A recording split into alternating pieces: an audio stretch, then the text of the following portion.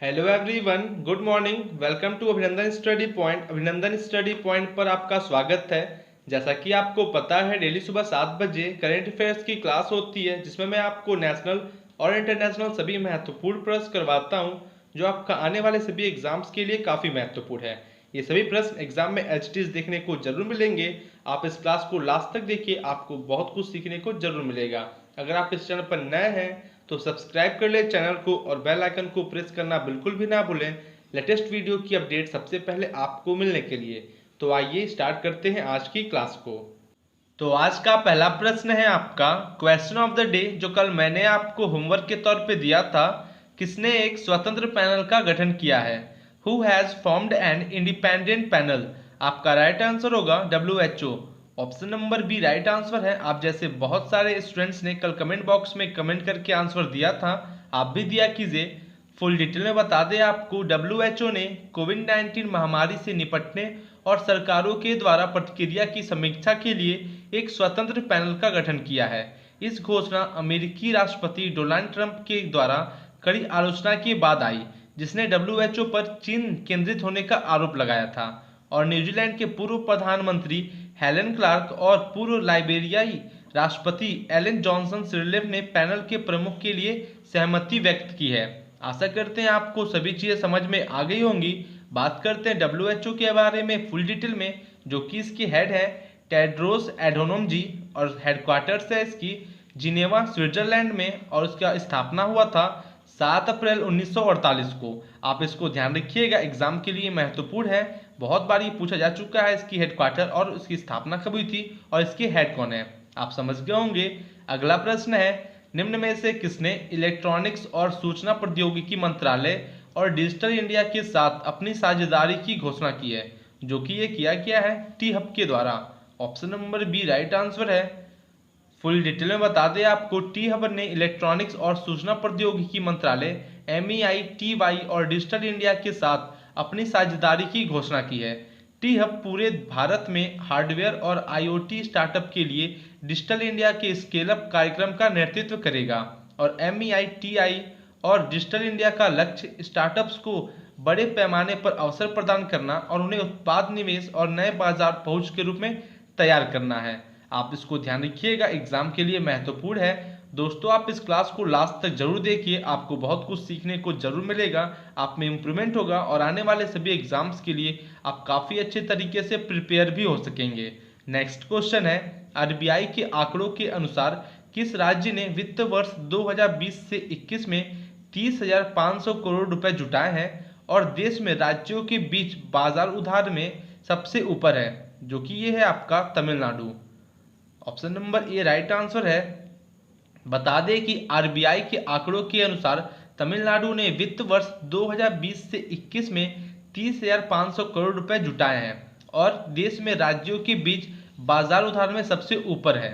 और तमिलनाडु में बॉन्ड राज्य विकास ऋण के रूप में जाना जाता है और इसके माध्यम से किए गए उधार का 17% इसका हिस्सा था। आप ध्यान रखिएगा, एग्जाम में पूछा जा सकता है। बता दें कि इसके बाद महाराष्ट्र 25,500 करोड़ रुपए और जो कि 14% है, और आंध्र प्रदेश 17,000 करोड़ रुपए जिसमें 9%, और राजस्थान भी आपका 17,000 करोड़ रुपए है जिसमें क्या इसका भी 9% है। एग्जाम के लिए महत्वपूर्ण है, आप इसको ध्यान रखिएगा। बात करते हैं तमिलनाडु राज्य के बारे में फुल डिटेल में, जो कि इसको राज्य का दर्जा मिला 1 नवंबर 1956 को। कैपिटल है Chennai. Number of district 38 plus 1 जो है मार्च 2020 में बना था, इसलिए महत्वपूर्ण है, आप इसको ध्यान रखिएगा। गवर्नर है बनवारी लाल पुरोहित जी और चीफ मिनिस्टर इदापद्दी के पलानी स्वामी जी हैं, और लोकसभा सीट्स 39 और राज्यसभा सीट्स 18 है। आप इसको ध्यान रखिएगा, अगर आप स्टेट एग्जाम देंगे उसके लिए महत्वपूर्ण है और आने वाले सभी एग्जाम्स के लिए महत्वपूर्ण तो है ही।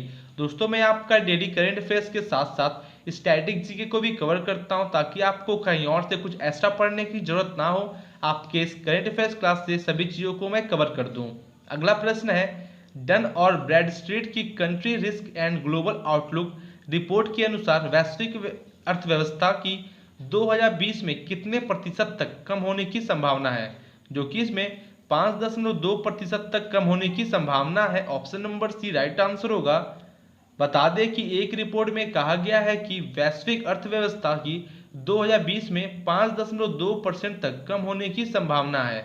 यह डन और ब्रैडस्ट्रीट की country risk and global outlook report में कहा गया है, जिसमें 132 देशों को शामिल किया गया था। बता दें कि रिपोर्ट में कहा गया है कि 2021 में कई कारकों की वजह से लाभ नहीं मिलेगा और एशिया प्रशांत क्षेत्र 2020 के अंत से पहले आर्थिक प्रभाव को कम नहीं कर पाएगा। आप इसको ध्यान रखिएगा, एग्जाम में पूछा जा सकता है। दोस्तों, जितने भी क्वेश्चन मैं करवाता हूँ सभी टॉप लेवल के क्वेश्चन हैं जो कि आपके एग्जाम में देखने को जरूर मिलेगा। अगला प्रश्न है, एशिया प्रशांत में कैंसर की तैयारी सार्वभौमिक कैंसर नियंत्रण की दिशा में प्रगति पर इकोनॉमिस्ट इंटेलिजेंस यूनिट की रिपोर्ट में भारत की जो है भारत की रैंक क्या है, आपसे पूछ रहा है। इस रिपोर्ट में भारत की रैंक है आपका 8वां। Option number C right answer है। आपको बता दें आपके एग्जाम में रैंकिंग से बहुत बार क्वेश्चन पूछे जा चुके हैं, आप इसको ध्यान रखिएगा। बता दें कि एक नई रिपोर्ट के अनुसार 10 एशियाई प्रशांत देशों के बीच कैंसर की तैयारी के लिए भारत को 8वें स्थान पर रखा गया है। The economist intelligence unit EIU की रिपोर्ट एशिया प्रशांत में कैंसर की तैयारी सार्वभौमिक कैंसर नियंत्रण की दिशा में प्रगति EIU के कैंसर की तैयारी के सूचकांक से प्राप्त निष्कर्षों की जांच करती है। और ऑस्ट्रेलिया जिसमें 92.4% और दक्षिण कोरिया 83.4 और मलेशिया जो कि 80.3 इस क्षेत्र में आगे है। आप इसको ध्यान रखिएगा, एग्जाम के लिए महत्वपूर्ण है। नेक्स्ट क्वेश्चन है, किस राज्य के मुख्यमंत्री ने गृह और सामान्य प्रशासन विभागों के लिए 5T पहल के तहत 8 प्रौद्योगिकी संचालित समाधान शुरू किए हैं, जो कि ये किया गया है उड़ीसा राज्य के मुख्यमंत्री के द्वारा। Option number D right answer है। फुल डिटेल में बता दें आपको, उड़ीसा के मुख्यमंत्री नवीन पटनायक ने गृह और सामान्य प्रशासन विभागों के लिए 5T पहल के तहत 8 प्रौद्योगिकी संचालित समाधान शुरू किए गए हैं। उन्होंने महामारी को देखते हुए सार्वजनिक सेवाओं की ऑनलाइन डिलीवरी के लिए डेडलाइन 15 अगस्त 2020 से बढ़ाकर 15 अगस्त 2021 कर दिया है। आप इसको ध्यान रखिएगा, ठीक है, 2021 है। सार्वजनिक सेवाओं के लिए प्रौद्योगिकी समाधानों में Bhubaneswar land use intelligence system BLUIS और ई प्रवेश ऐप में शामिल है। आप इसको ध्यान रखिएगा, महत्वपूर्ण है, एग्जाम में पूछा जा सकता है। बात करते हैं उड़ीसा राज्य के बारे में फुल डिटेल में, जो कि इसको राज्य का दर्जा मिला 1 अप्रैल 1936 को, और 1 अप्रैल को ही हम लोग उत्कल दिवस के रूप में मनाते हैं। एग्जाम में पूछा जा चुका है, आप इसको ध्यान रखिएगा।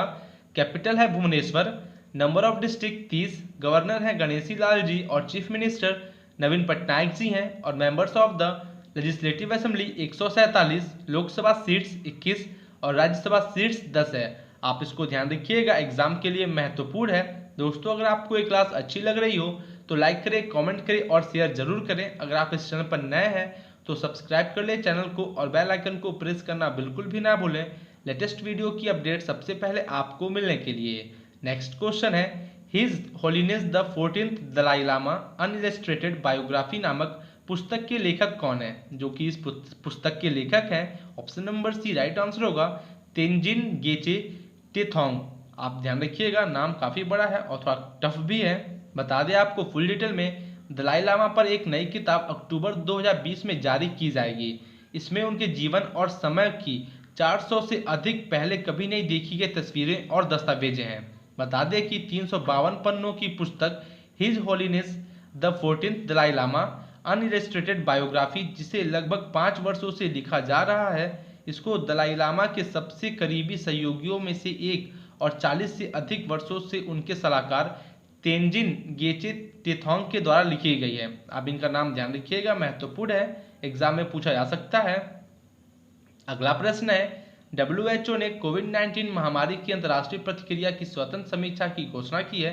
निम्नलिखित में से कौन समीक्षा का नेतृत्व करेगा, जो कि इस समीक्षा का नेतृत्व करेगा एलन जॉनसन सरलिफ और हेलेन क्लार्क, यानी कि आपका option number D right answer होगा।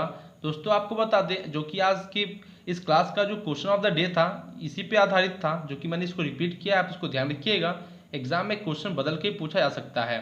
बता दें कि WHO ने कोविड-19 महामारी की अंतर्राष्ट्रीय प्रतिक्रिया की स्वतंत्र समीक्षा की घोषणा की है। पूर्व लाइबेरियाई राष्ट्रपति एलन जॉनसन सरलिफ, नोबेल शांति पुरस्कार विजेता और न्यूजीलैंड के पूर्व प्रधानमंत्री हेलेन क्लार्क समीक्षा का नेतृत्व करेंगे।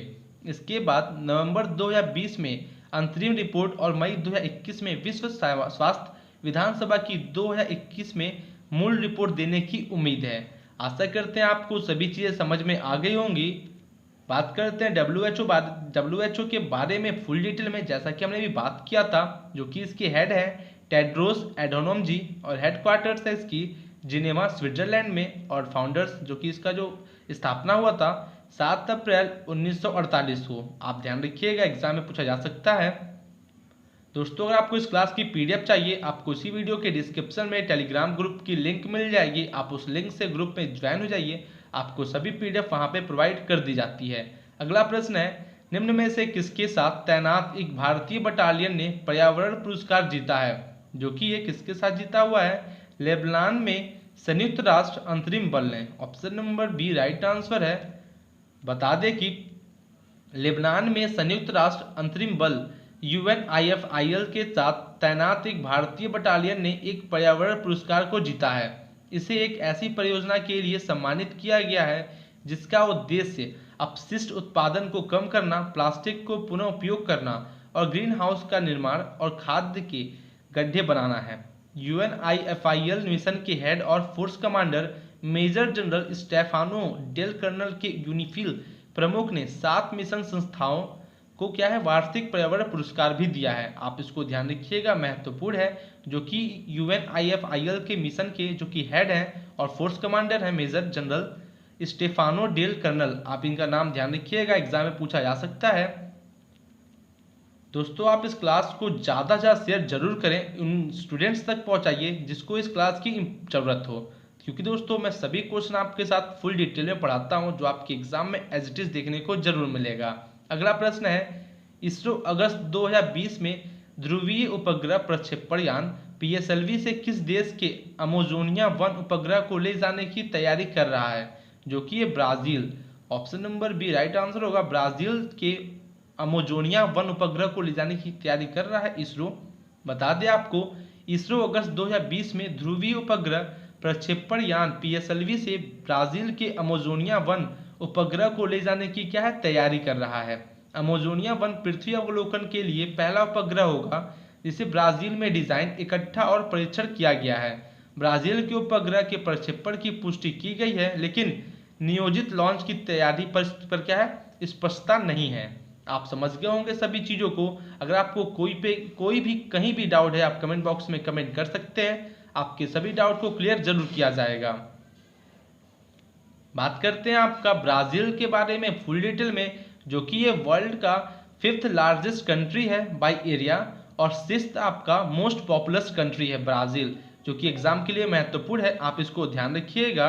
बता दें, प्रेसिडेंट है जेयर बोल्सोनारो जी और कैपिटल है ब्राजीलिया, करेंसी है ब्राजीलियन रियाल। आप इसको ध्यान रखिएगा, कोई भी कंट्री अगर न्यूज़ में है तो आपके एग्जाम में उसका कैपिटल और करेंसी जरूर पूछा जाता है। आप इसको ध्यान रखिएगा। नेक्स्ट क्वेश्चन है, प्योर फॉर श्योर अभियान किस राज्य में शुरू किया गया? जो कि ये किस राज्य में शुरू किया गया है? In which state did the pure for sure campaign start? तो दोस्तों, ये है आपका आज का homework, question of the day. आपको इसका आंसर कमेंट बॉक्स में कमेंट करके जरूर देना है। आप जैसे बहुत सारे स्टूडेंट्स डेली कमेंट बॉक्स में कमेंट करके आंसर जरूर देते हैं। अगर आपको ये क्लास अच्छी लगी हो तो लाइक करें, कमेंट करें और शेयर जरूर करें। अगर आप इस चैनल पर नए हैं तो सब्सक्राइब कर ले चैनल को और बेल आइकन को प्रेस करना बिल्कुल भी ना भूलें, लेटेस्ट वीडियो की अपडेट सबसे पहले आपको मिलने के लिए। तो आज की क्लास ओवर करते हैं, यहीं पर मिलते हैं आपसे कल और बेहतरीन क्वेश्चंस के साथ। Thank you and good day.